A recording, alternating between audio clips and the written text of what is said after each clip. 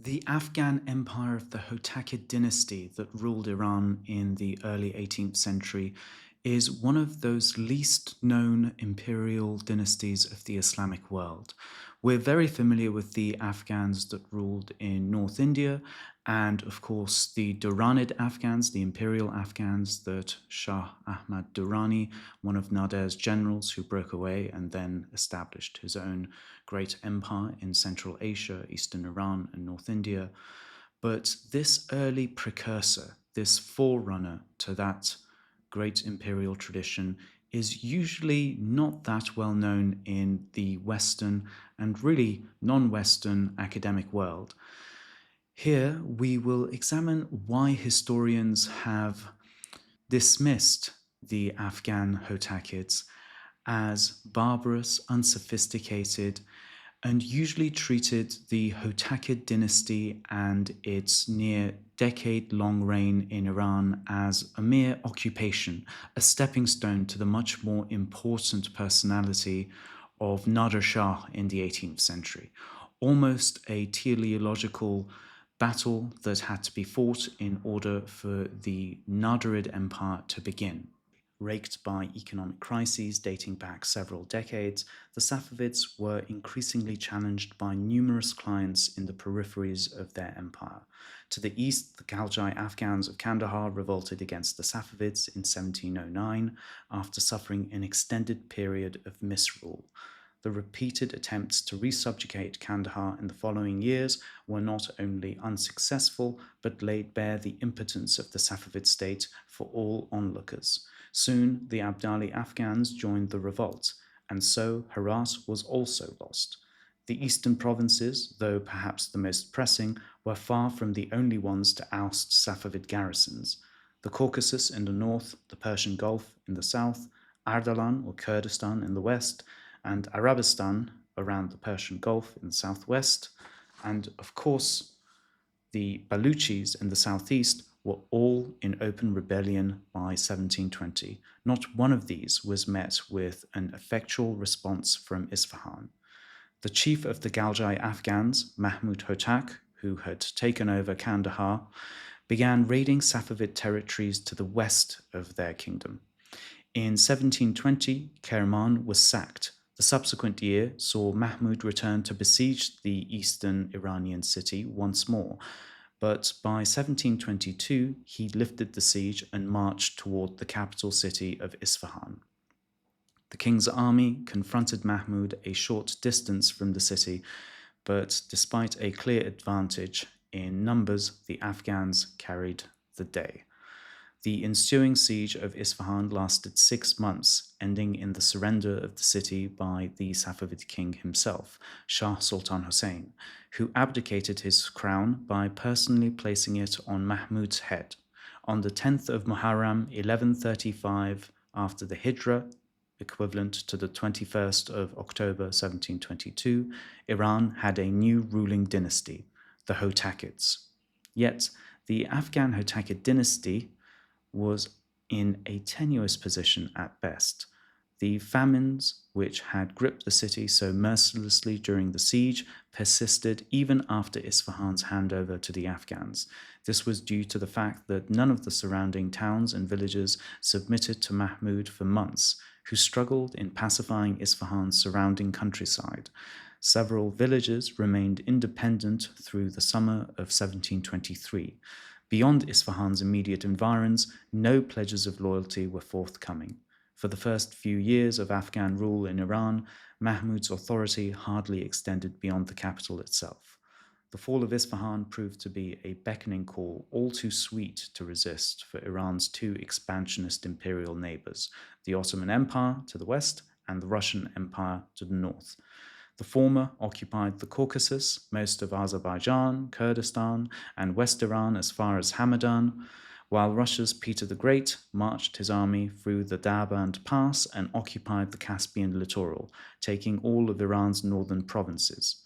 Faced merely with local resistance, both empires found their military incursions unchecked. However, they faced a great difficulty in finding a legitimate authority in Iran with which to conclude a lasting peace, ratifying their substantial territorial gains.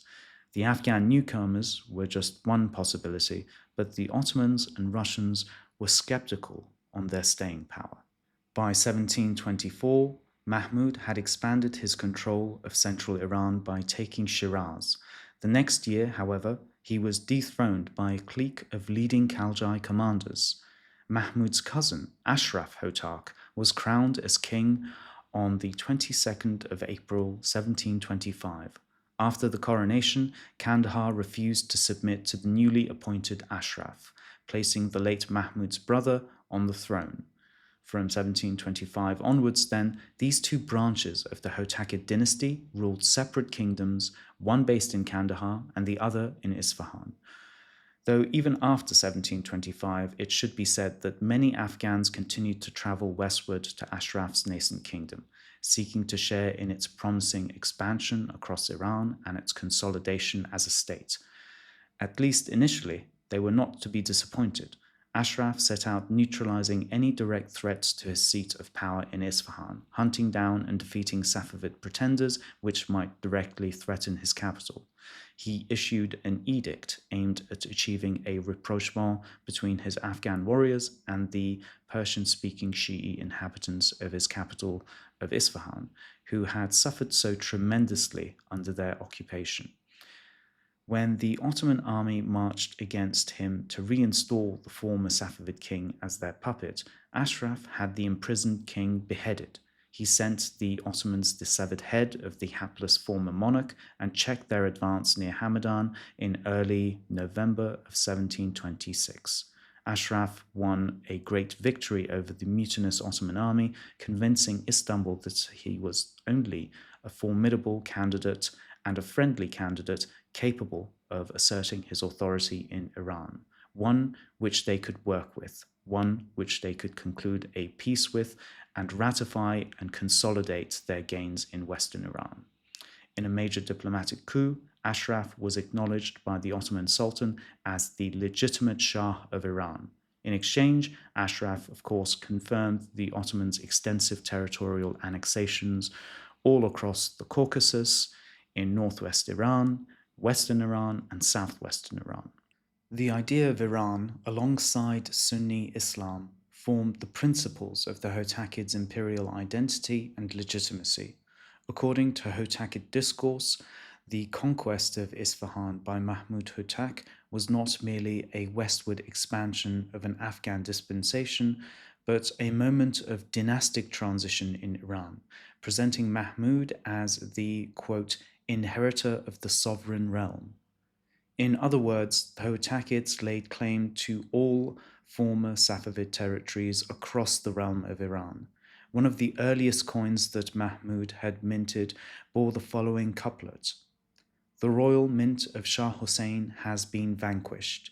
In the end, it is Mahmud who became the Shah of Iran." Epigraphs on coins and seals could be used to express an identity around a function and its territorial circumscription. In this case, they expressed Mahmud's function as Shah and his corresponding territorial dominion over the realm of Iran. Thus, the Hotakids were declaring that it was not Isfahan that had been annexed to Kandahar's holdings, but rather that Kandahar, alongside all other provinces in Iran, were now subject to the new Shah. The eastern province of Kandahar, from whence the Hotakids hailed, was quite clearly understood to be within this wider imperial realm of Iran, as the following numismatic epigraphs attest. These belong, of course, to Mahmud. Rising from the east of Iran, he minted coin like the disk of the ascendant sun, that world-conquering Shah, Mahmud of exalted lineage. Mahmud was portrayed as a conqueror who, despite drawing from the east of Iran, Kandahar, was destined to illumine all of the realm with his kingship. The inclusion of Iran in the epigraphs of these royal mints distinguishes the Hotakids from all other states that had emerged after the Islamic conquest of the Sasanian Empire in the 7th century. Not since the ancient Sasanians had any ruling household mentioned Iran on their official coinage. What likely motivated this unprecedented emphasis on the concept of Iran, ironically, is the fact that Mahmud controlled so little of the realm over which he claimed sovereignty. After the capture of Isfahan, Mahmud's position was a precarious one at best. Shah Hussein might have surrendered his crown and capital to Mahmud, yet Afghan rule hardly extended beyond the quote, royal abode of Isfahan itself. The surrounding villages only submitted after months of indefatigable resistance, and no pledges of fealty were forthcoming from the provinces. In fact, across many of these provinces, numerous factions were formed with the explicit purpose of marching on Isfahan and re-establishing Safavid rule. Mahmud's hold on the capital itself was tenuous, and he occasionally had to resort to massacring the inhabitants and members of the city's nobility to preempt an Isfahanian rebellion. There were Safavid pretenders and provincial chieftains across Iran threatening to unseat him, not to mention the challenge posed by the presence of Russian and Ottoman troops in the country. Even at the very height of their power, the Hotakids only managed to subjugate the central regions and southern regions of Iran, and were constantly challenged in their authority by at least several rival claimants at a time. The mantle of kingship might have been passed to the Hotakids, but few in the constituent regions of Iran were amenable to this transition. It is unsurprising, therefore, that Mahmud's reign saw a clear emphasis on the territorial integrity of his recently acquired empire. Mahmud was formulating a discourse to legitimate and advance his territorial claims against his internal and external opponents. As Mahmud's successor, Ashraf retained the concept of Iran in his imperial discourse. In 1726, he issued an edict addressed to the inhabitants of Isfahan, declaring an amnesty for all conquered peoples under his rule and outlining the duties and privileges of his subjects. Isfahanians were reminded that their city was the royal abode, quote, the seat of Iran's sultans, which has now become the abode of this exalted dynasty. The political authority of the Hotakids was tied then to the realm of Iran. There were numerous allusions to Ashraf's imperial authority extending far beyond the confines of the capital city. In contrast to the modesty of his territorial possessions at this time, the impression given is one of a mighty sovereign promulgating laws across Iran. As it's put in the edict itself, quote, in line with the organization of the empire and the order of the provinces. The object here is unmistakable. Ashraf is portrayed as rightful sovereign over Iran Zamin, or Iran land. The constituent regions of this realm, most of which were unyielding to his rule, owed him their submission. This spoke to one of the primary concerns, if not the primary concern, of this nascent polity, neutralizing the plethora of other claimants to Iran's kingship while formulating a discourse through which those rivals all across Iran's provinces might eventually be reconciled to the legitimacy of Hotakid rule. The idea of Iran also played a crucial role in how the Hotakids formulated legitimate relationships with other imperial dynasties, such as the Ottomans. Despite his battlefield victory against the Ottomans, Ashraf was willing to forsake the territories occupied by the Ottomans in West Iran and the Caucasus in order for their acknowledgement for his claim to the Iranian throne. Ashraf's letter on the proposed peace treaty between him and the Ottomans described the purpose as the demarcation, quote, of new territories and frontiers between the dominions of Rum and those of Iran. In the actual treaty, Articles 7 and 10 mentioned that all the territories that had been conquered by the Ottoman generals in their military campaigns were to be henceforth annexed to the dominions of Rum. These include large parts of Georgia, Armenia, Azerbaijan, Persian Iraq, and Khuzestan. Of course, Rum was referring to the Ottoman Empire that thought of itself as the Devlet-i Rum, or the Roman state. The aforementioned territories were annexed to the Roman state, Devlet-i Rum, And these territories were traditionally conceptualized, of course, from Isfahan as belonging to Iran Zamin. What seems to have been of vital importance to the Hotakids in this compromise is their acknowledgement as sovereigns over the Iranian throne rather than keeping together all of the constituent territories and dominions of Iran Zamin.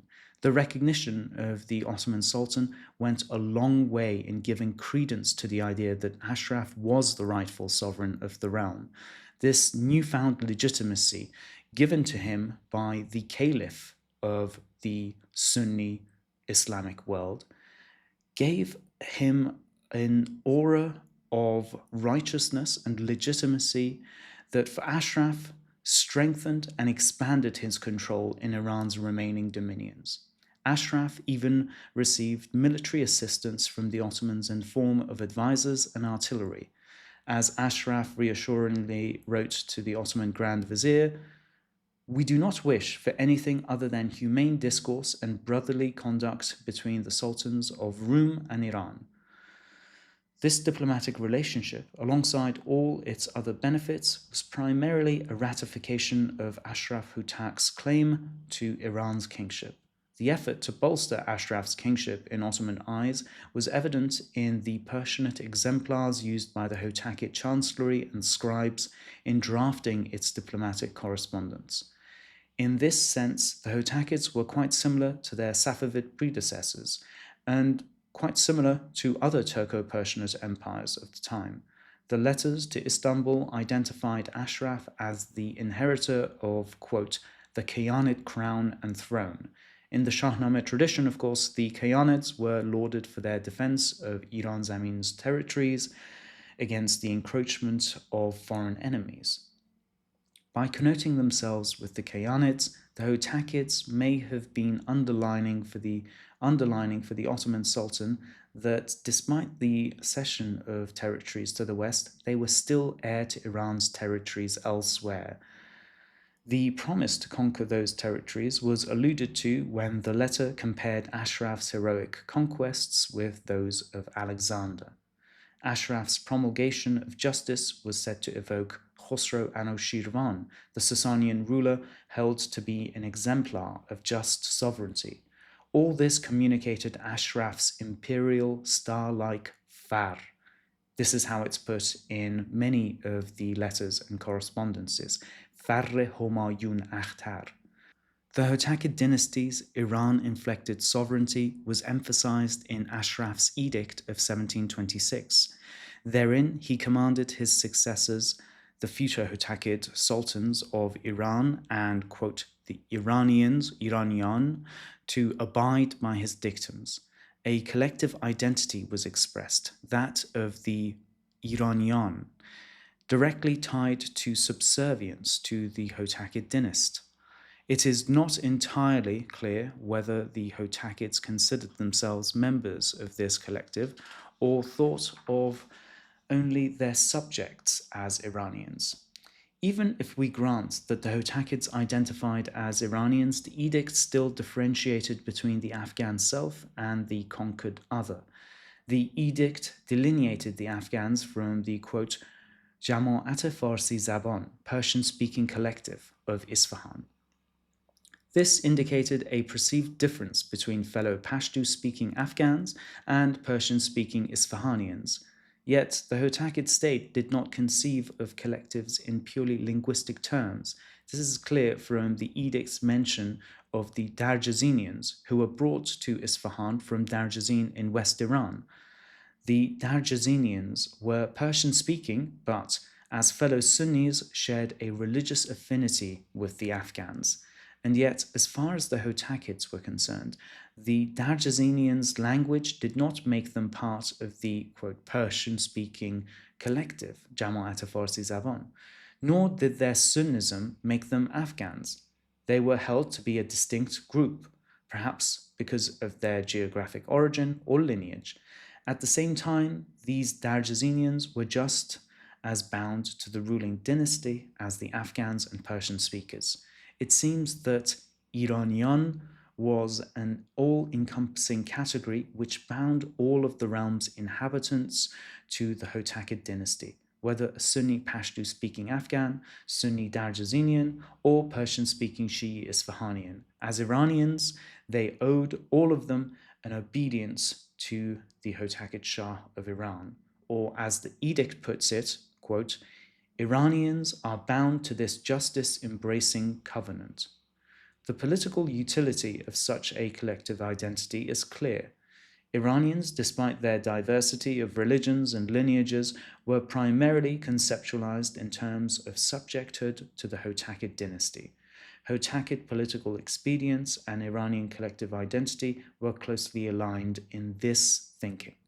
The heavily Shi'i-inflected identity of the Qizilbash Safavids, primarily conceptualized in terms of subjecthood to the Safavid order and dynasty, would not have served Hotakid interests, and no Hotakid document acknowledges even such a collective.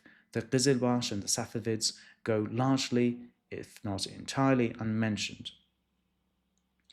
This is probably because the Hotakids saw a need to disentangle Iranian collective identity from the exclusively Shi'i identity of the Qizilbash Safavids. While the Hotakids' subjects were apparently not defined in terms of lineage or religious affiliation, the dynasty itself was ardent in its expression of a Sunni identity, in contrast to the Safavids' vociferous Shi'ism. Ashraf's 1726 edict was marked by his seal, the epigraph on which claims, "By God's decree, Ashraf became the greatest among the Shahs of the world, the servant of righteousness, the dust under the feet of the four companions." The four companions referred to the four Rashidun caliphs, Abu Bakr, Osman, Omar, and Ali, who ruled over the Islamic community after the Prophet Muhammad was dead. Unlike in Safavid Shi'ism, which regarded the first three caliphs before Ali as usurpers, in Sunnism they were venerated alongside Ali as the four rightly guided Rashidun caliphs. This veneration was evident in the legends on Ashraf's coins. For example, by the blessing of the Shah, who is the greatest, a pun here on Ashraf, pursuer of justice, the coin of the four companions has been struck upon gold. Parallel to how the Safavids connoted their rule with the 12 Imams, the Hotakids connoted theirs with the four companions to underline the change in the state's religious identity. Ashraf's predecessor was no different. Mahmud's royal mints featured the four companions in their epigraphs, just as prominently as they did the idea of Iran. The obverse of most of his coins mentioned the four by name. The couplet on one heralded the change in religion with the establishment of the new dynasty. By God's decree, he sealed the righteous faith, Din Haq, as he minted coin upon gold. May the fate of the Shah be blessed, Mahmud, that refuge of faith, Din Panoh. The dynasty's clear expression of Sunnism did not necessarily entail Shi'i persecution. Despite the ongoing wars with Shi'i factions and the brutal suppression of Shi'i uprisings, the Hotakids strove to reconcile their newly acquired subjects to their rule. The 1726 edict acknowledged the Isfahani and Shia as Muslims, and Ashraf even legally confirmed the custodianship of some Sayyid families over Shi'i shrine endowments. It was not in the political interests of the Hotakids to cultivate an anti-Shi'i discourse, which could only alienate most of their subjects, galvanizing support for their opposition. Nonetheless, the core of Hotakid military strength consisted of Sunni Afghan cavalrymen and fighters, musketeers, and gunners, who had brought the dynasty to power by fighting many bloody battles against Shi'i enemies. The Hotakids might have been averse to engaging in anti-Shi'i rhetoric, but for the sake of retaining their military power at the head of the Afghans, they had to remain unwavering in their commitment to Sunnism. In conclusion, the overthrow of the Safavids by the Hotakids entailed significant changes in how the ruling dynasty identified itself and legitimated its sovereignty to its subjects. From their central position at the royal abode of Isfahan, the Hotakids struggled to subdue the independent governors and Safavid pretenders in Iran's periphery. The numismatic, sigillographic, and diplomatic record shows that one of the main themes of Hotakid discourse was sovereignty over the realm of Iran. Thus, Iran's unyielding governors and rebellious chieftains owed their allegiance to their legitimate overlord. The Hotakids were pragmatists, however, willing to cede, temporarily perhaps, large parts of West Iran to Ottoman control in order to bolster their hold on the remainder. The Ottoman Sultan's acknowledgement of Ashraf as the legitimate Shah of Iran, along with the accompanying military aid, enabled Ashraf to firmly establish his rule in central and southern Iran. Therefore, occupying the Iranian throne did not necessarily entail control of all Iranian provinces immediately. This was not radically different, of course, from the Safavids, who continued to identify as Iran's sovereigns after ceding large parts of eastern Anatolia and Arab Iraq and Kurdistan to the Ottomans in the 17th century. The Persianate idioms through which Hotakid kingship was articulated would have been familiar to the Safavids, whether it was Alexander, Khosrow, Feridun, or other exemplary personas from the Persianate tradition. The Hotakids drew on this pantheon just as the Safavids had done before them. When it came to religious identity, however, there was a genuine rupture. Coins and seals bore inscriptions attesting to the dynasty's reverence for the four companions, not the 12 imams. While Shah Hussein Safavi described himself as, quote, the lowest dog of Ali, the Hotakids chose to honor themselves as, quote, the dust under the feet of the four companions. The epigraph on one coin implied that Mahmud's overthrow of the Safavids was, quote, the sealing of the righteous faith, Din Haq, making Mahmud the refuge of faith, Din Panah. The Hotakids then portrayed themselves as champions of true Islam. Read, of course, Sunnism. The Hotakids stopped short, however, of outright hostility to Iran's Shia, who were the majority of their subjects. These Shia needed to be reconciled to Hotakid rule if the dynasty was to truly endure. In the Qazarbash, the Safavids had cultivated a collective identity strongly rooted in Shiism, imbued with loyalty to the Safavid order and then dynasty, and its sheikh and then shah. The Hotakids, in contrast, seem to have wished to nurture a collective identity that transcended the significant religious divides among their subjects. In line with the Hotakids' focus on legitimating their claim to the Iranian throne, they seem to have conceived of their subjects as Iranians, Iranian, as the edict put it, to include Afghan Sunnis and non-Afghan Shia, all bound together under one collective identity meant to engender loyalty to the new ruling dynasty. The utility of this rendition of Iranian identity, then, lay in transcending denominational and religious boundaries in a realm where the majority of the inhabitants did not hail from the same creed as their sovereigns.